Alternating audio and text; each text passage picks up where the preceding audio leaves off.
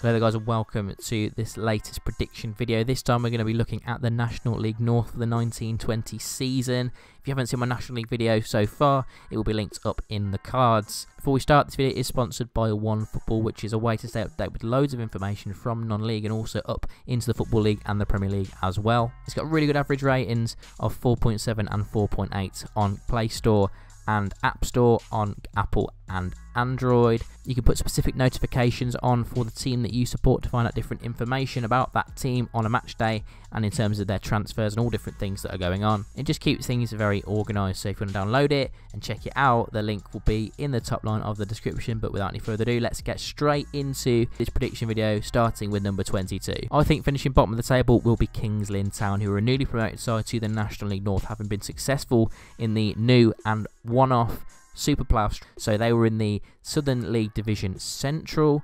They won the playoffs in that league. Then they had to face against the winners of the playoffs in the Northern Premier League Premier, which was Warrington Town. Kettering won and got up to the National League. So that shows they are a very solid team. Lost a couple of players, the main one being Fraser Blake Tracy, who has moved up to the Football League to sign for Peterborough United. But with the majority of their squad being retained from last season, we'll see how well they do. In at 21 is another team that is new to the National League North. Well, they're not really new, they've been in the league before, but they are back in this league, having played last season and the season before in the National League South. Last season they finished in 17th, and it is Gloucester City. And with the National League South relatively and quite commonly deemed as slightly weaker than the National League North as a league overall, I do worry for them heading into the new season in the North. In 20th place is Leamington, and they're a team that I seem to predict finishing down near the bottom every year, but they always seem to survive because they've got great team spirit and they do pluck some fantastic gems from the lower leagues. Pretty much all of their signings so far this summer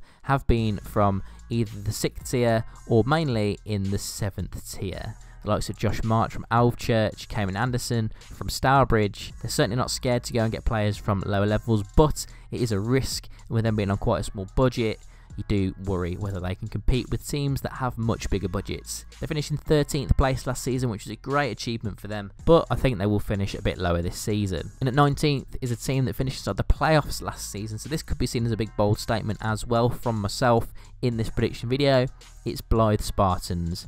Now they've had a mass exodus of players. Alan Armstrong left the club due to a budget cut from the board, and he took a lot of players with him to Darlington. Also, Dan Maguire has left and gone to York City, so that's a big loss as well. They brought in Lee Clark, which I thought was an incredible appointment, to be fair to them, but the signings he's made have generally been from lower levels, but they have kept Robbie Dale, who is a superb player for National League North, so maybe he will carry them. In 18th place, I am putting Afc Town, who have a team that have spent a lot of money over a number of years in the National League North and previous to that in the National League, but they've never really got anywhere, and we'll see whether they can actually progress this season. And for me, just below that mid-table area is where they'll finish again. 17th is where I'm predicting Guiseley to finish. They lost a couple of decent players. They lost Cliff Moyo, their player of the season last season. He has gone to Kidderminster Harriers. But with last season being their first season down in the National League North and them almost getting relegated in that first season after being in the National League, I do worry for them this season. I think they'll realise how close they did come and make sure that they do work extra hard to make sure they don't be in a relegation battle this year, but I think they won't be much higher. I'm putting Kersnash in 16th position. They're a serial overachiever in a similar way to what Leamington are. They pluck players from lower levels every single year, and they do seem to always do decently well. They don't ever set the world alight and finish up in the playoffs, but they are always solid and finish in mid-table, and they seem to do it with playing some good football as well, so they're actually an enjoyable team to watch. In 15th, I'm putting last season's Southern League Division Central winners. They are Kettering Town, with some fantastic players in their team. This time, a few months ago, I would have predicted them to finish a lot higher in the upcoming season than I am right now. Now, the reason that I'm putting them down below mid-table is because they've actually changed their manager during the off-season. And with their top scorer from last season leaving and moving to Tamworth, so he stayed in the 7th tier, it makes me wonder whether they actually have the same financial power that they had last season, whether things are changing a little bit. Like, it is a bit strange that the manager would just leave in between seasons after getting promoted. In 14th, I'm putting Bradford Park Avenue. They finished in 7th place last season, but in a very unusual circumstance similar to Kettering, Mark Bauer actually left the club after really, to be honest, doing quite well. I thought he would go somewhere else, and again, I've not seen him actually get a move anywhere else. A lot of their signings have been from lower levels as well, so it's all a bit uncertain. They also lost Connor Branson, who has gone to Altrincham for an undisclosed fee. In 13th, I'm going with another newly promoted side, and that is Farley Celtic, who were the champions of the Northern Premier League Premier Division last season, and that is a very competitive league. But I've not seen a huge amount of signings from them that are real statements, so I think they will do solidly and finish in mid-table. In 12th, I'm going with Southport, one of the few full-time teams in the National League North. But with very few signings being made so far this summer, I can't see a huge improvement on their 14th position finish last season. In 11th, I'm going with Chester, who've done really well to re-sign Anthony Dudley from Salford City, who they had on loan last season. A couple of signings do look relatively decent. In 10th, I'm going with Gateshead, and this is actually more than I would have predicted just a few weeks ago. Obviously, their demotion from the National League due to breaking loads of regulations happened, and I thought they would actually be placed into a much lower league than National League North. However, they have actually made some decent signings. Jordan Preston has returned. Greg Ollie as well, who was a fantastic player for them last season in the National League. He has re-signed for them. In 9th, I'm going with Darlington. And the reason I'm putting them there is because of Alan Armstrong and the players that he's brought over from Blythe Spartans that got into the playoffs last season. Now he's brought around 6 or 7 players over from Blythe. Those are some of his most important ones in the likes of Dan Maguire, Robbie Dale. They haven't come with him, but I think he has brought some very good players that he knows how to work with. In 8th, I'm going with Brackley Town, who finished in 3rd last season after a superb end to the season. They climbed from mid-table to finish in the top 3. They signed Dan Holman, who's a good signing coming in from Kettering Town, but with some of the other strengtheners that the other teams have made, I think that they will actually drop down a little bit. Just my opinion, of course, based on the strengthenings and the previous history of these teams and the players that they're bringing in.